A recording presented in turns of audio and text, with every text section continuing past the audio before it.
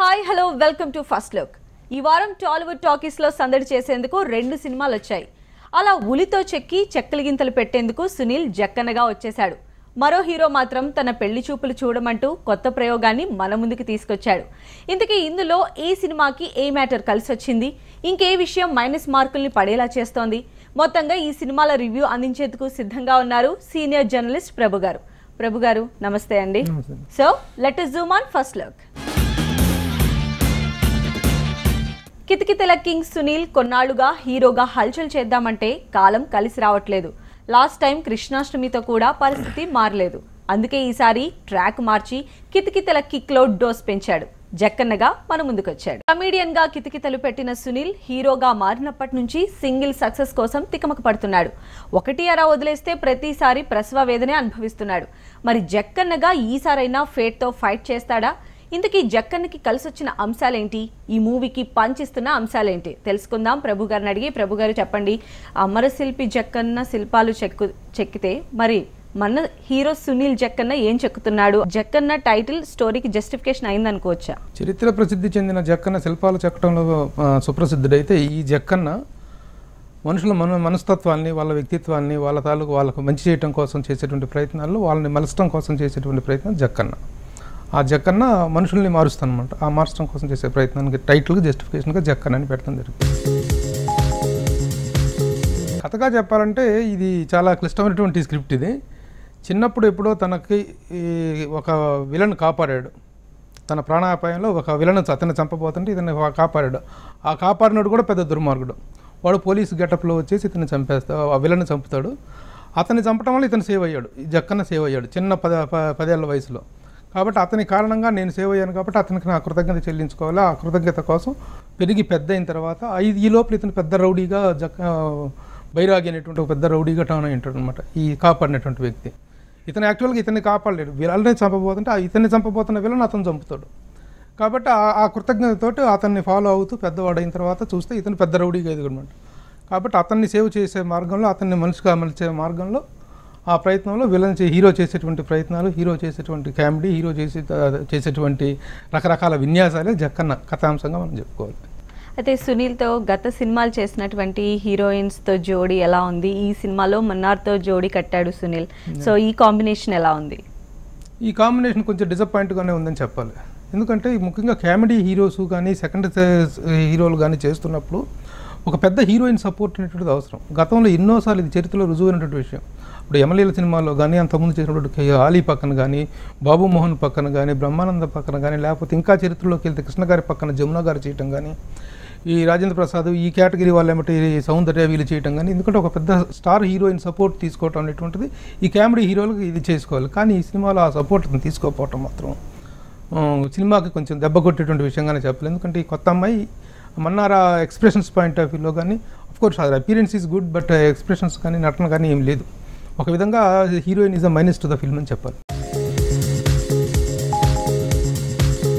Hero హీరోయిన్ల గురించి ఇలా ఉంటే ఇంకా మిగిలిన ఆర్టిస్టులు వాళ్ళ పర్ఫార్మెన్స్ల గురించి చెప్పండి. సూపర్, చాలా బాగుంది. ప్యాడింగ్ చాలా బాగుంది.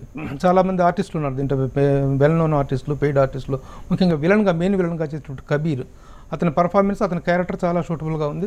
అలాగే 30 years ఇండస్ట్రీ పృథ్వీరాజ్ క్యారెక్టర్ కానీ, సప్తగిరి క్యారెక్టర్ కానీ, సప్తగిరి ఒక కరాటే మాస్టర్గా, కింగ్ఫూ మాస్టర్గా అతను చేశాడు. అతను పండించిన కామెడీ కూడా చాలా వరకు పేలింది. అలాగే పోసాని కృష్ణమురళి, వీళ్ళందరూ మంచి సపోర్ట్ ఇచ్చారు. అయితే జక్కన్ మూవీ డైరెక్టర్ వంశీకృష్ణ, అతని మేకింగ్ గురించి చెప్పండి. వంశీకృష్ణ మేకింగ్ గురించి మనం చెప్పుకోవాలనుకుంటే చాలా విషయాల్లో చాలా పర్ఫెక్ట్గా, చాలా ఫాస్ట్గా సినిమా టేకింగ్ పాయింట్ ఆఫ్ వ్యూలో, షార్ట్ కంపోజిషన్స్లో కానీ చాలా బాగా తీసుకురాగలిగాడు.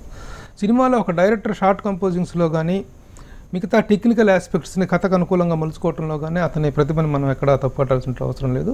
సినిమాను చాలా వరకు గ్రిప్పింగ్గా తీసుకెళ్ళగలిగాడు. కానీ కొన్ని సన్నివేశాల్లో మాత్రం చాలా ఓవర్, ఆ కామెడీ పేరు మీద చేసినటువంటి ఓవర్ అంటే హాస్యమైన, ఎంత హాస్యమైనప్పటికీ కూడాను అతికిను పరాకాష్ఠగా అనిపించే సన్నివేశాలు కొన్ని ఉన్నాయి దీంట్లో. ముఖ్యంగా హీరో లవ్ ట్రాక్ కానీ, ఆ అమ్మాయి వాళ్ళిద్దరి పట్ల జరిగేటువంటి కెమిస్ట్రీ విషయంలో కానీ, ఇంకో కొన్ని విషయాల్లో, చాలా విషయాల్లో కొంచెం ఓవర్ పోకట్లు పోయినట్టుగా అనిపించింది. ఈ డైలాగ్ రైటర్ అతని పేరు భాను అనుకుంటాను, భాను గారి సంబంధం. He writes given very good punch dialogues. మంచి పంచ్ డైలాగులు రాయటం వల్ల ఆ మాత్రం సినిమా త్రూ అవుట్ సస్టైనబుల్గా నడిచింది. ఫస్ట్ హాఫ్ కంటే కూడా సెకండ్ హాఫ్ను చాలా కొంచెం గ్రిప్పింగ్గా తీసుకెళ్ళగలిగాడు. అయితే ప్రభు గారు ఫన్ గన్ని సునీల్తో పేల్చడంలో వంశీకృష్ణ సక్సెస్ అయ్యాడని అనుకోవచ్చు అంటారా? పూర్తిగా కాకపోయినా కొంత మేరకు సక్సెస్ అయ్యాడు. ఒక 50%, 55% అలా సక్సెస్ అవ్వగలిగాడు. Not up to the mark. ఇంకా ఇంకా కామెడీ ప్రొడ్యూస్ చేయడానికి అవకాశం ఉన్నటువంటి స్క్రిప్ట్ అయినప్పటికీ కూడాను ఇంకొంత ఫన్ని చేసుకోవాల్సిన అవసరం ఉంది. బట్ అది కొంత మిస్ అయ్యడంగా. అండ్ ప్రభు గారు సునీల్ సినిమాలు అంటేనే కంప్లీట్ కామెడీ జోనర్, కితకితలు పెట్టించే సినిమాలే మనం చూస్తూ ఉంటాం. వీటికి ఏంటంటే ఎక్కువ బడ్జెట్ కూడా అవసరం ఉండదు. అలా అని చెప్పేసి క్వాలిటీ కూడా ఏం తగ్గినట్టుగా కూడా మనకు అనిపించదు. మరి ఎస్పెషల్లీ ఈ మూవీకి సంబంధించిన ప్రొడక్షన్ వాల్యూ గురించి చెప్తారా?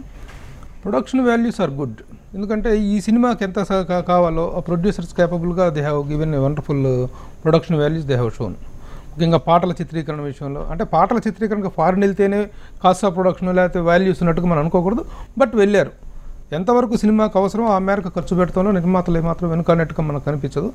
Maximum they did. ప్రభు గారు సునీల్ ప్రతి సినిమాలో కనుక మనం చూసినట్లయితే విలన్ అనేది ఖచ్చితంగా అప్ టు ది మార్క్ లేదు అని చెప్పి మనం చాలా సినిమాలు కూడా ప్రూవ్ చేశాయి.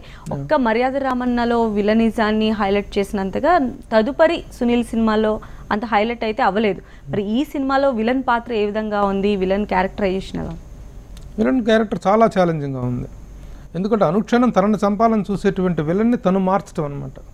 తను అతన్ని మనసు గెలుచుకొని లేకపోతే అతనిలో మార్పు తీసుకొచ్చి అతన్ని తన సొంత మనిషిగా మార్చుకుంటాడు. ఎందుకంటే ఒకప్పుడు తన ద్వారా మేలు పొందాడు, ఒకప్పుడు తన ద్వారా తన ప్రాణాలు కాపాడాడు అతను. ఆ కాపాడిన కృతజ్ఞతతో ఈ విలన్ని విలన్లాగా కాకుండా ఒక మారిన మనిషిలాగా చూపించాలన్నటువంటి ఒక డిఫరెంట్ క్యారెక్టరైజేషన్ కనిపిస్తుంది దాంట్లో. కాబట్టి ఆ పాయింట్ ఆఫ్ వ్యూలో అవతల ఆ విలన్ కూడా చాలా రగడ్గా, చాలా ష్రూడ్గా, చాలా what I mean to say very కాంపిటేటివ్గా కనిపించాడు. హీరో విలన్ బాగున్నారు, హీరోయిన్ బాగాలేరు, కానీ హీరో విలన్ కాంబినేషన్ మాత్రం బాగుంది. అయితే ప్రభు గారు జనరల్గా ఇలాంటి కామెడీ సినిమాకి మ్యూజిక్ అనేది ఒక బ్యాక్ బోన్ అనమాట. అంటే ఆ మ్యూజిక్ సపోర్ట్ తోనే సూపర్ హిట్ అయిన సినిమాలు మనం చాలా చూసాం. మరి ఈ జక్కన్న మూవీకి మ్యూజిక్ ఎంతవరకు కలిసి వచ్చిందంటారు? పాటలు 3 పాటలు నెంబర్స్, కొన్ని కమర్షియల్ నెంబర్స్. ఆ పాటల్లో 3-4 సాంగ్స్ కొంచెం కమర్షియల్గా స్టెప్పులు వేసుకోవడానికి, ఫారిన్ లొకేషన్స్ని ఎక్స్ప్లాయిట్ చేసుకోవడానికి ఉపయోగపడినటువంటి పాటలు. అలాగే మ్యూజిక్ వైజ్గా ఒక పెద్ద ఎలివేషన్ ఉన్నటువంటి సాంగ్స్ అయితే ఏమి కాదు.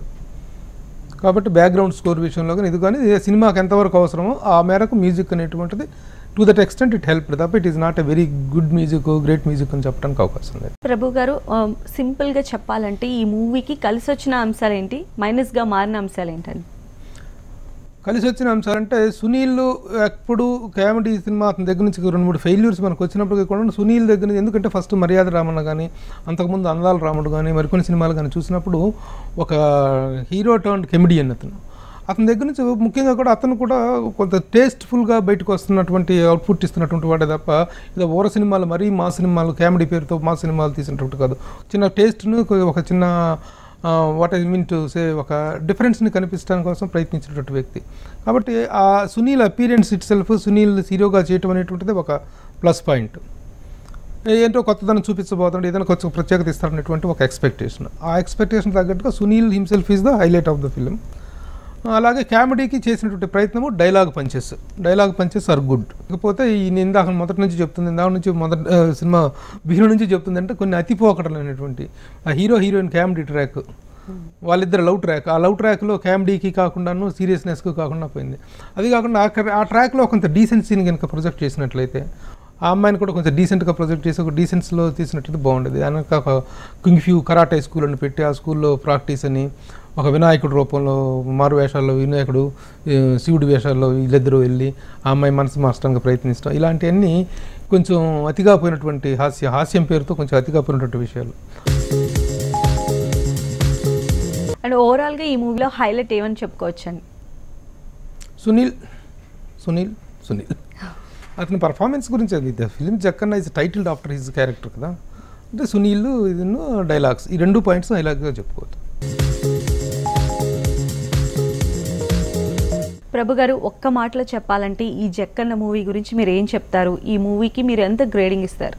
జక్కన్న అనేటువంటిది ఒకసారి చూడదగినటువంటి ఒక ఎంటర్టైనర్. ఆహా ఓహో అని గొప్పగా ఉందని మనం చెప్పలేం, కానీ it is a film to be seen once. గ్రేట్గా చెప్పాల్సి వస్తే it is an above average film.